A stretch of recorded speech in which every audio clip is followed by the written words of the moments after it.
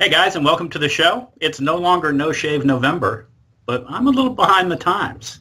Anyway, today we're going to talk about Enterprise Threat Detection Service, but more importantly,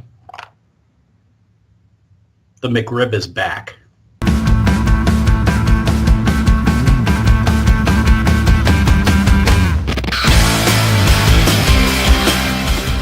Today we have Andrei Saygo with us. Hey Andrei, how you doing? Hi, I'm doing good. Enjoying the weather here in Seattle.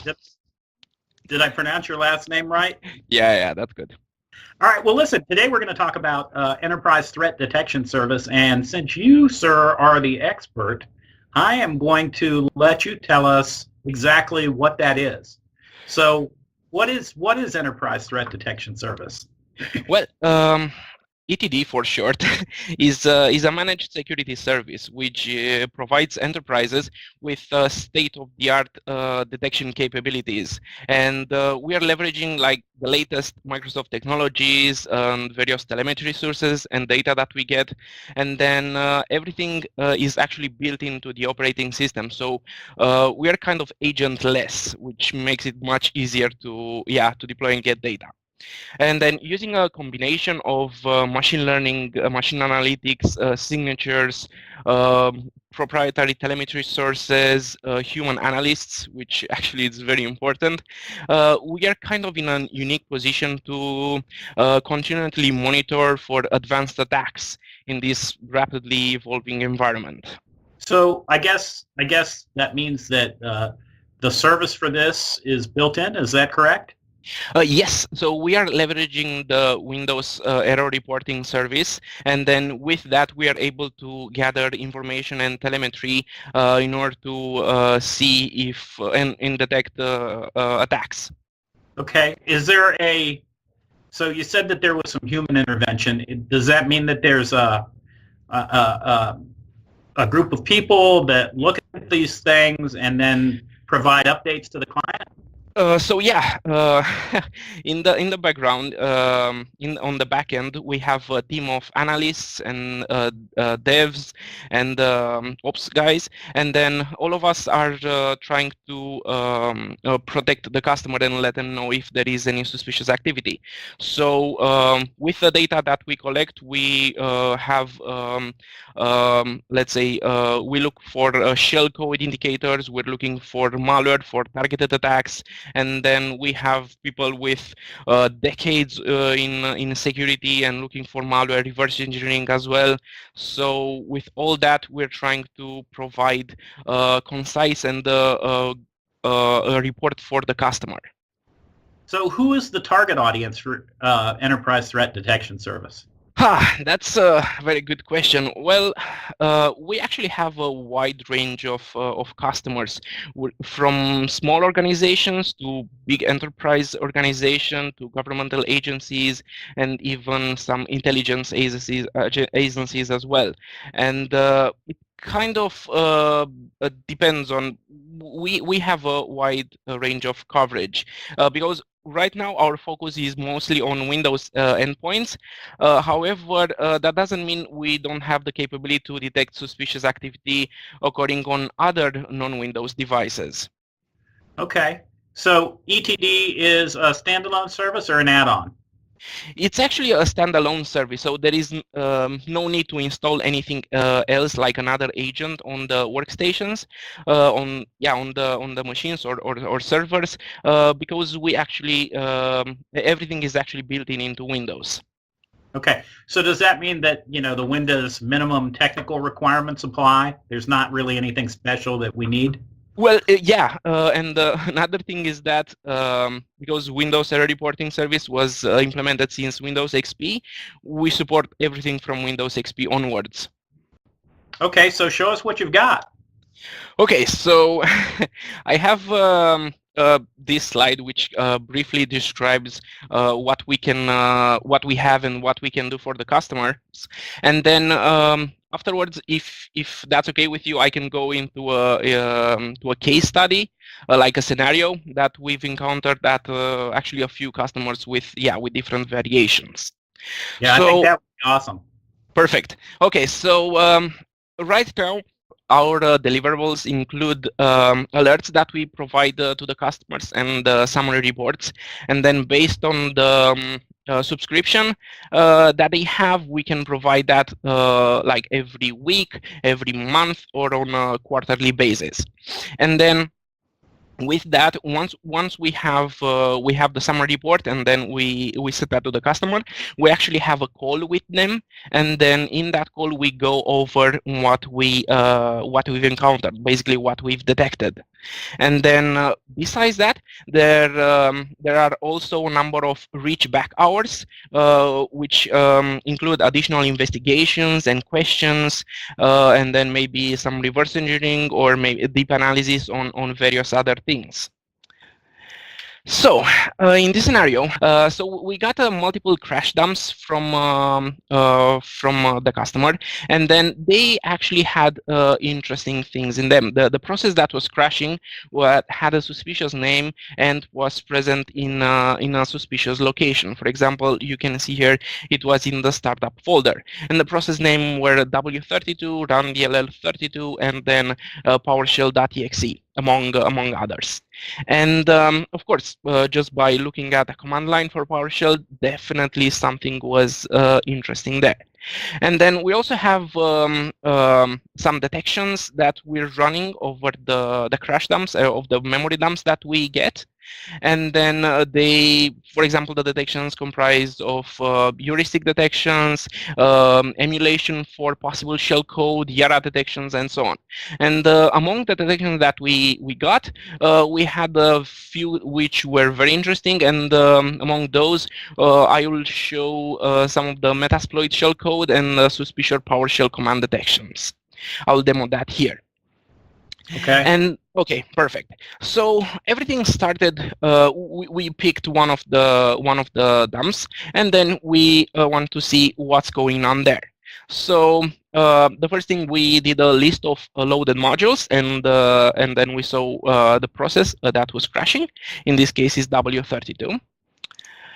And then from there, we moved on to see what instructions running when the program was crashing. And then if for people who have a bit of experience, either debugging or reverse engineering, some of the instructions may seem a bit odd, and you would be right. Basically, once we search for the bytes in the memory dump, we actually saw this was actually a web page. And then the web page actually had a blocked message, and of course the URL that was being blocked. And then the page was redirecting to something else. Usually that happens when, for example, you have a downloader or a shellcode that tries to download something, and it will automatically run it. And then if in this case it didn't get to the actual payload, so it tried to run an HTML page, which of course is not executable. Now, once we got that IP address, we searched we searched for it in the memory dump, and we got a hit on what actually was Metasploit shellcode, a shellcode generated by one of the Metasploit tools, and we found that in memory along with the user agent. So that actually was a very good IOC indicator of compromise. Now, the other detection that I was talking about, and this one actually displayed a fake error message to the user saying that the document could not be decoded.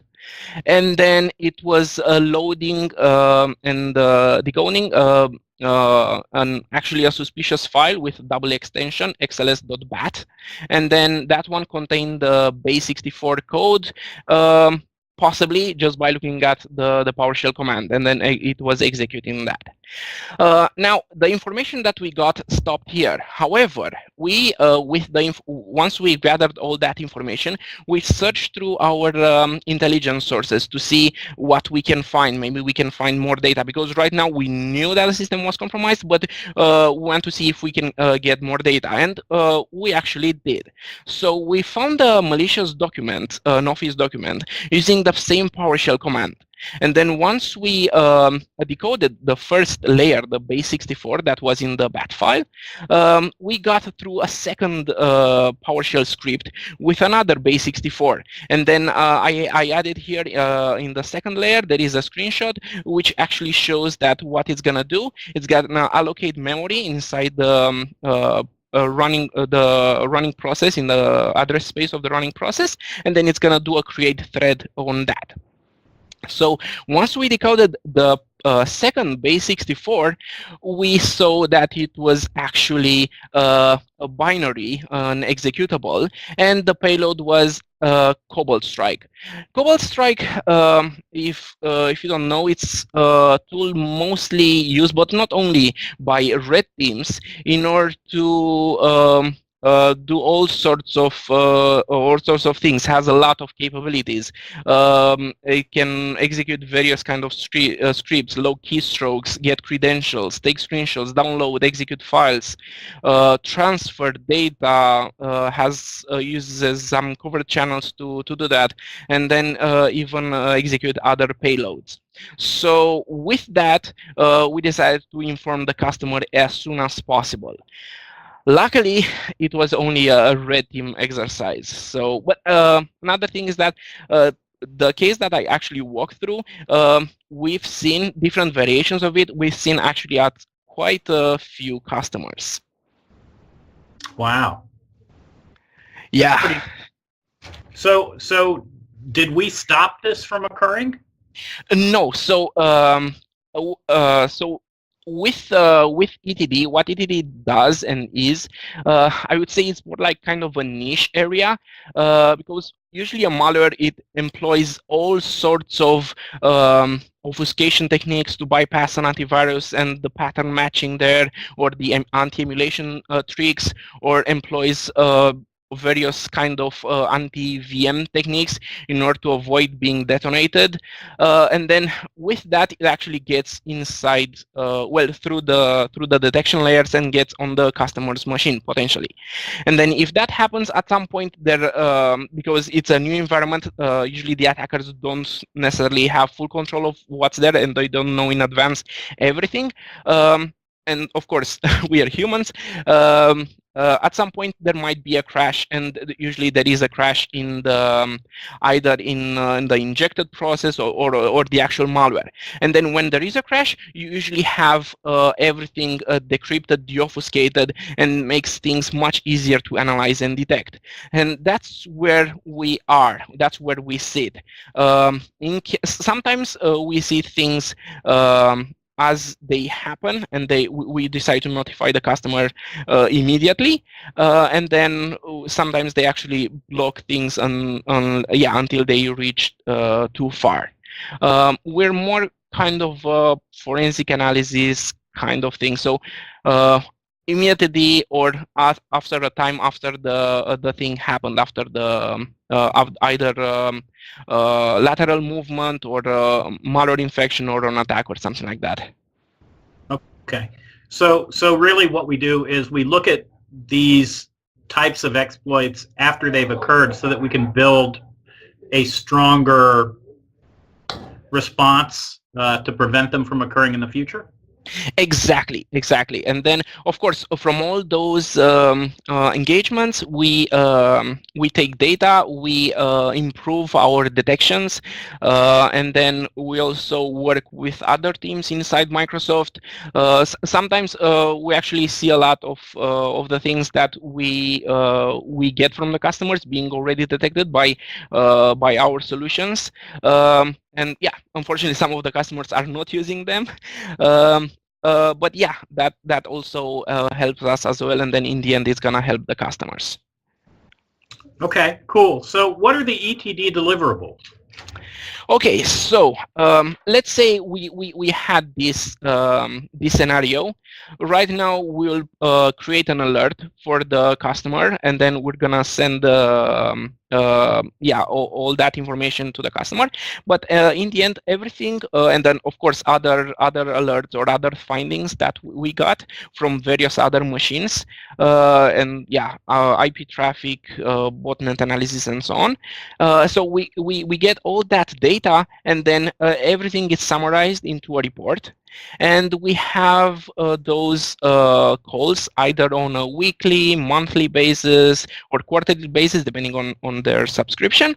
And then we go over all those incidents, or at least the most important ones, and try to help the customer to prevent that, see if they need any help, like more analysis. Maybe, for example, at some point, we even provided the customer with custom Yara rules, and of course, we can also do snort-like rules in order to search through their data better and then see and identify other potentially compromised machines. Okay, cool. And this is all built into the OS? Yes, which is excellent. Yeah, that's pretty awesome. Yeah. Well, Andrei, thank you for that. That was interesting. You're welcome. So if I'm a customer and I'm out there and I'm listening to the show, is there a website or something like that that I can go to get more information? Usually enterprises, they have Microsoft representatives there, and they can ask one of our reps, and they will be happy to help. Okay, awesome. Well, listen, thank you so much for your presentation, and thanks for being a guest on the show. Thank you. Thank you. Well, guys, I guess that's it for this show. So without further ado, that's your Taste of Premiere.